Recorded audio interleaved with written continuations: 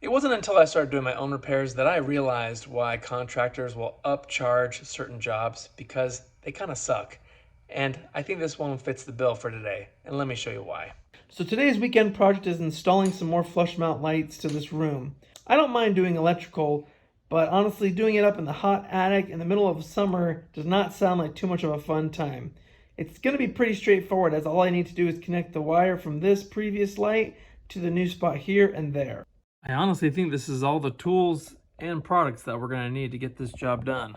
First order of business is to measure the location of the current lights so that the new ones are in line. My advice is to use a pencil and to check and recheck, because once you cut, you're committed. Most lights come with a template which is perfect to use to outline the location for the hole, and especially to verify placement.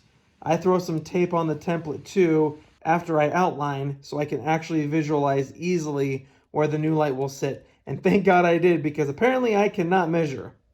This is why we use pencil, so we can fix our mistakes.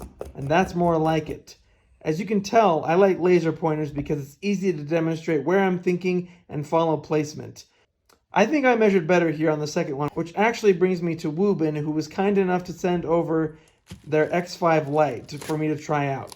Phone lights are handy, but a separate EDC flashlight is so much better in my opinion, and I'm honestly impressed not only by their laser on this thing, but the brightness of this flashlight. I think it'll come in very handy when it comes to going up in the attic later. This is hands down my favorite cordless tool, an oscillating saw. It makes quick work of this drywall and so many other things. If you don't have one, that is my recommendation after a basic drill and driver to get. And here's a preview of what's to come. Holes are cut, so now I'll need to go up into the attic so I can run the Romex from this light over to this location. And it'll help to have a second pair of hands so I don't need to come back and forth up and down. Now for what makes this job so crummy. Going up into the attic in a room filled not only with heat, but with blown in fiberglass insulation. If you know, you know. Fortunately, you can at least see how bright this light is up here in the dark attic. We don't want to trip over anything or miss a step, otherwise this will turn from an electrical repair into a drywall repair as well.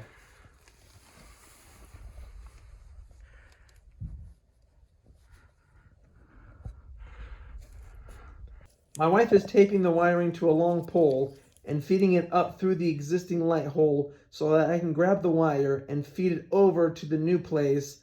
And boy oh boy, can I already start to feel the fiberglass getting into my skin and poking away. No bueno. And I didn't even mention the best part yet. You can even feel the fiberglass in your lungs if you're up there long enough. Not fun. So with one wire run, now we need to run the other one. I forgot to mention that you need to be careful with how high you stand up too, as you might catch a roofing nail to the back of the head if you're not careful. My wife helped guide me to the exit where I taped the wire I ran up into the ceiling so she can pull it down through the final spot.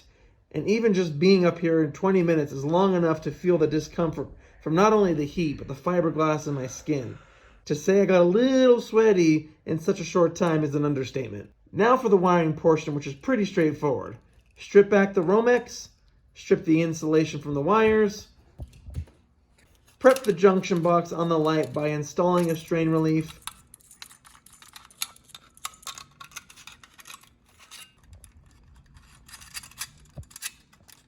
loosen the clamp, place the Romex through,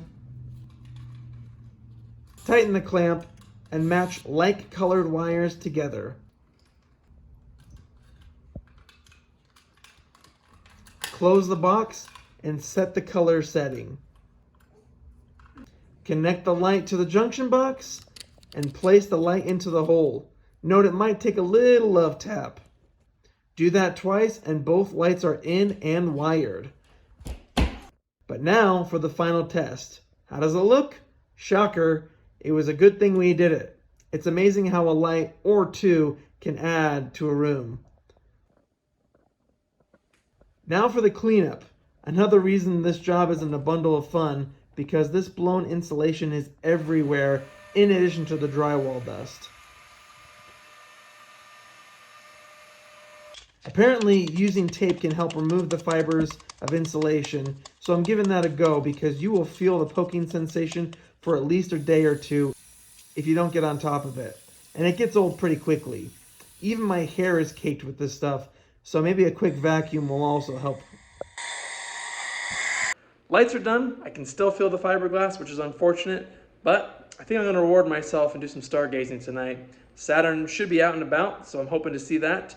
And Woobin hooked me up again with their G5 light, which actually would be perfect for stargazing because you can actually change the color of the LED.